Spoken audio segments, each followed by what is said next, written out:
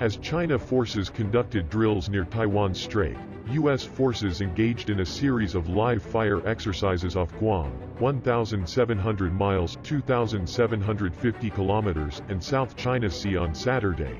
U.S. warships, submarines, and warplanes involved in the Valiant Shield 2020 exercises participated in live-fire missile drills, during which a retired U.S. Navy frigate was sunk. This exercise demonstrates our ability to bring overwhelming firepower from the sea, whether that comes from under the surface, on the surface, or from the air. U.S. Navy Captain Stephen DeMoss, the Commodore of Destroyer Squadron 15, said in a statement. We have this capability in every theater across the globe and can employ these weapons at the place and time of our choosing. On Sunday, the guided missile cruiser USS Antietam simulated an attack on island targets with a Tomahawk cruise missile. This exercise demonstrates the Antietam's ability to track, target, and engage threats to protect peace and stability in the Indo-Pacific, a U.S. Navy statement said. China, meanwhile, will resume live-fire exercises this week, according to Global Times, with those drills continuing. A U.S. warship sailed through the sensitive Taiwan Strait for the second time in a month. The militaries from Taiwan and the United States said that amid heightened tensions between Taiwan and China, and as a Chinese aircraft carrier passes near the island.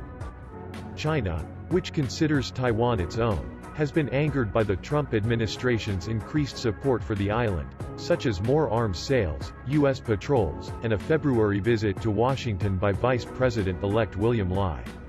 Taiwan's defense ministry said the U.S. warship traveled through the narrow Taiwan Strait that separated the island from China in a southerly direction and continued to sail south.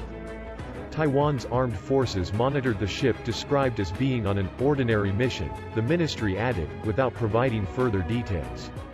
Lieutenant Anthony Junko, a U.S. 7th Fleet spokesman, named the ship involved as the guided missile destroyer USS Berry and said it had conducted a routine Taiwan Strait transit, following international law.